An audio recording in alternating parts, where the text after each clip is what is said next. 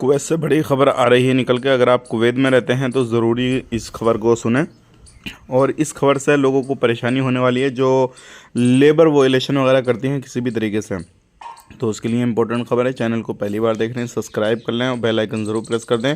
जितना हो सके वीडियो को आगे शेयर कर दें। सबसे पहले हम बताएंगे यहाँ पर जो मिनिस्ट्री के मिनिस्टर हैं, अलग अलग मिनिस्ट्री के मिनिस्टर ने बात की है। लगभग 3 मिनिस्टरों ने बात की है और कहा है जितने भी वोलेशन वगैरह कर रहे हैं लेबर के, यानी कि जो कंस्ट्रक्शन लाइन में काम करते हैं सारी जगह पर, तो इनके लिए कुछ नया कानून ऐसा बनाया जाए जो क्या हर तरीके से जो परेशानी आती है या फिर किसी भी तरीके से ये भागते इलीगल करते हैं, वोलेशन वगैरह करते हैं, तो उनके ऊपर कानूनी कार्रवाई की जाए।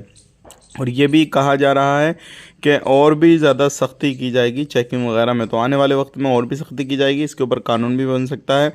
तो अगर आप कहीं पे भी काम करते हैं तो सावधान हो जाएं, सतर्क हो जाएं अगर कोई वोलेशन वगैरह आप कर रहे हैं तो।